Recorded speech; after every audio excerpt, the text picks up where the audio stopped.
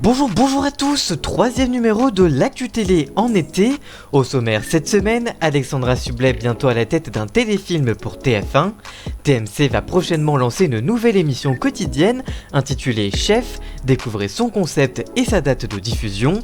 On parlera aussi de Pierre Ménès qui quitte Canal+, on vous dira tout. On parlera aussi des droits TV de la Ligue 1 dans l'offre de Amazon, mais aussi des droits pour la Ligue 2. Enfin, on terminera avec la sanction du CSA contre TPMP après une violente altercation lors d'un débat sur Loana en mars dernier. Et on parle de tout ça juste après le générique. C'est parti, générique.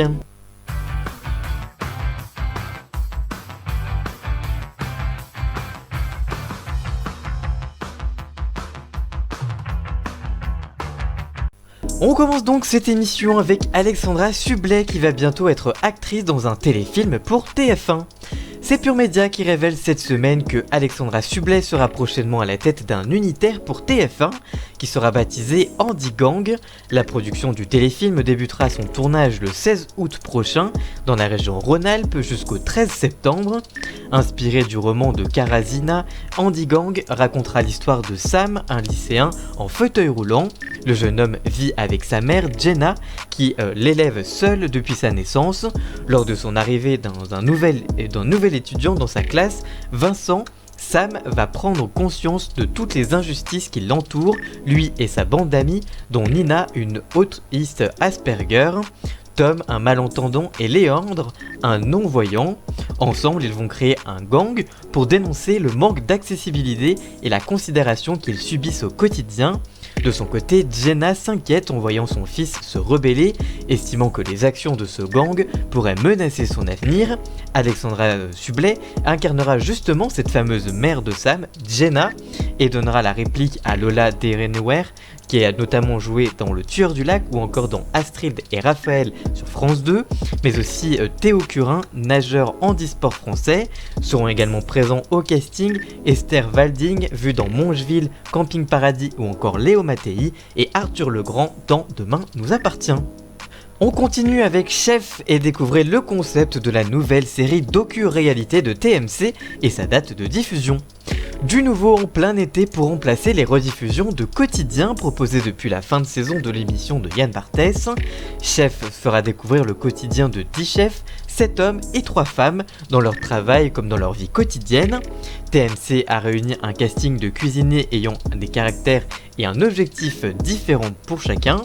Parmi eux, il y aura des cuisiniers primés comme Mauro Calogreco, à la tête d'un restaurant élu meilleur du monde en 2019, Kelly Ramgana, qui a été une ex-candidate de la saison 8 de Top Chef et qui a obtenu sa première étoile en janvier 2020, faisant d'elle l'une des rares femmes étoilées de la profession. Ce sera aussi l'occasion de découvrir des cuisiniers anticonformistes comme Julien Sebag, chef itinérant qui va ouvrir son restaurant au musée d'art moderne de Paris, ou bien Alexandra Montagne qui est une brésilienne venue en France décrocher tous les honneurs jusqu'à entrer dans les prestigieuses cuisines d'Alain Ducaze. L'émission fera aussi découvrir la génération culinaire de demain, comme Florian Barbero, ex-candidat de la saison 10 de Top Chef qui va ouvrir son premier restaurant à 30 ans, mais aussi Mathias Marc, qui est lui aussi un ancien participant du concours culinaire de M6 et qui a pour objectif de décrocher sa première étoile à seulement 27 ans. Le programme mettra en scène aussi Julien Dugour, un grand pâtissier qui devra réaliser une collaboration avec une marque de luxe, Nina Métaillard, demi-finaliste de Qui sera le prochain grand pâtissier sur M6, et bien qui souhaite elle devenir la première femme ou meilleur ouvrier de France. Et enfin Geoffrey Cagne, ancien chef de la plus vieille pâtisserie de Paris, qui va lancer sa propre boutique. Les 2 premiers épisodes seront diffusés le lundi 2 août prochain à partir de 19h25, puis à partir du mardi 3 août, donc le lendemain, TMC ne proposera plus qu'un seul épisode inédit quotidien à partir de 20h20, précédé de la rediffusion de l'épisode de la veille. On fait une petite interlude dans votre émission de l'Actu Télé en été pour vous dire que on a repris les posts quotidiens sur Romain l'Actu Télé, le compte Instagram et ainsi que le compte Twitter évidemment. Si vous voulez aller nous suivre, n'hésitez pas, on vous poste les audiences, les 3 meilleures audiences Prime et les 3 meilleures audiences TNT chaque jour en story.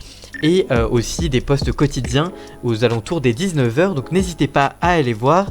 On a aussi repris des stories très régulières sur mon compte L'actu au quotidien, donc là c'est plus sur l'actualité plus générale, notamment politique, donc n'hésitez pas, ainsi que des posts très régulièrement aussi sur le compte. N'hésitez pas à aller voir dans la description, tous les liens sont à y retrouver. À très vite, on se retrouve donc juste après pour la suite de notre sujet. On parle maintenant de Pierre Ménès qui quitte Canal+ et flingue Hervé Matou et Nathalie Ionetta. C'est l'équipe qui révèle cette semaine, confirmée par l'AFP, que Pierre Ménès et le groupe Canal+ sont parvenus à un accord financier signant le départ du chroniqueur sportif de la chaîne cryptée. Il met ainsi fin à près de 12 ans de collaboration avec le groupe audiovisuel, dans lequel il était notamment devenu une figure phare dans son rôle de sniper dans le Canal Football Club, présenté par Hervé Matou sur Canal+. Ce départ de Pierre Ménès arrive quelques mois après l'enquête interne lancée à Canal+ en mars dernier, à la suite de la diffusion du documentaire « Je ne suis pas une salope, je suis une journaliste » de Marie Portolano. Ce film avait alors pointé du doigt des comportements sexistes du journaliste sportif. La chaîne avait alors écarté en avril dernier Pierre Ménès de l'antenne. Il n'était pas revenu dans le Canal Football Club par la suite. Ce lundi, Pierre Ménès s'est confié à l'AFP et à Téléstar. À ce dernier, il a raconté, je cite, que ça fait 4 mois qu'il souffre énormément. Je le cite de nouveau, « Mon honneur a été sali, je suis en dépression, je ne me voyais pas retravailler avec des gens qui m'ont tourné le dos au pire moment. J'ai trop de fierté, je n'aurais pas pu. » Il a alors réglé ses comptes avec son ancien comparse Hervé Matou. Je cite, « Lui, il était là pour faire le beau quand j'étais malade, mais quand il a fallu sortir ses couilles, pardon du mot, il n'y avait plus personne et le CFC tel que je l'ai connu cette année avec le flou autour de la Ligue 1 ne me donnait plus forcément envie de continuer. » Mais aussi à Nathalie Ionetta, ancienne membre du Canal Football Club, il indique, je cite, « Elle a fait son pamphlet dans Le Monde, elle me dédouane sans le faire vraiment. Je n'oublierai jamais le coup de fil qu'elle m'a passé quand je me suis retrouvé au cœur du réacteur. Elle m'a dit, je cite, « Démissionne, c'est ce que tu as de mieux à faire, c'est la chose qui m'a fait le plus de mal, pardon. » En tout cas, Pierre Ménès a dit qu'il reviendrait dans les médias, dans d'autres moyens, mais en tout cas que sa carrière n'était pas terminée. On parle maintenant des droits du foot français. Amazon Prime a dévoilé son offre pour la Ligue 1, mais aussi pour la Ligue 2. Après avoir remporté l'appel d'offres des droits de télévision de la Ligue 1, Amazon Prime a dévoilé cette semaine son offre. La plateforme va ainsi créer une chaîne dédiée exclusivement au foot français, intitulée Prime Video Ligue 1. C'est plutôt simple comme nom. Pour y accéder, il faudra être à la fois déjà client du service Amazon Prime pour 5,99€ par mois, soit 49€ par an, et rajouter à cela 12,99€, soit 19€ par mois au total. En plus de dévoiler son offre, le géant américain a également annoncé avoir recruté 4 journalistes de l'éphémère chaîne Téléfoot. Les téléspectateurs pourront ainsi retrouver Thibault Leroll, qui sera le présentateur de l'affiche du dimanche soir et du vendredi soir, tandis que Smaïl Bouadiala et Julien Brun seront les commentateurs principaux de la chaîne. Marina Lorenzo sera quant à elle la présentatrice du magazine hebdomadaire du dimanche soir à 19h, une émission de 75 minutes accessible, je cite, sans coût additionnel pour les membres Prime. Le premier match diffusé sur Amazon Prime Video sera le Trophée des Champions, une rencontre opposant le Paris Saint-Germain à Tel Aviv le 1er août prochain, a annoncé donc Amazon. Puis à partir du 6 août prochain, Amazon diffusera les 8 matchs par journée de championnat de France et pour les 3 prochaines saisons à venir. Par ailleurs, dans un communiqué ce mardi, la chaîne L'Équipe annonce avoir signé un accord avec la plateforme Amazon concernant la diffusion du multiplex de Ligue 2 de football la saison prochaine. Pour rappel, après le fiasco de Mediapro, Amazon a donc remporté l'appel d'offres de la Ligue de football professionnel pour 80% des droits de la Ligue 1 mais aussi de la Ligue 2 jusqu'en 2024. Ainsi, pour la première fois, le multiplex de la Ligue 2 sera diffusé en clair. La chaîne L'Équipe proposera ainsi dans ce modèle 8 matchs tous les samedis à 19h de la prochaine saison. Pour le moment, le canal 21 n'a pas encore communiqué sur les incarnations qui présenteront et commenteront ces soirées. À partir du 24 juillet et jusqu'à la fin du mois de septembre, la plateforme L'Équipe Live proposera de manière individuelle et gratuitement les 8 matchs de Ligue 2 à ses utilisateurs. En octobre, ces 8 matchs de façon individuelle seront à retrouver sur la chaîne Prime Video Ligue 1. Laurent Prudhomme, directeur général du groupe L'Équipe, indique dans un communiqué, je cite, « Le multiplex sur la chaîne L'Équipe, c'est le choix d'offrir au plus grand nombre la Ligue 2 BKT.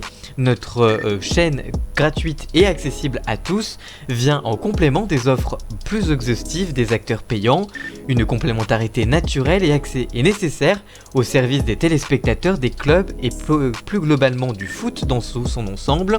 Je remercie Amazon et la LFP pour leur confiance et leur volonté d'exposer à un large public le formidable spectacle de la Ligue 2.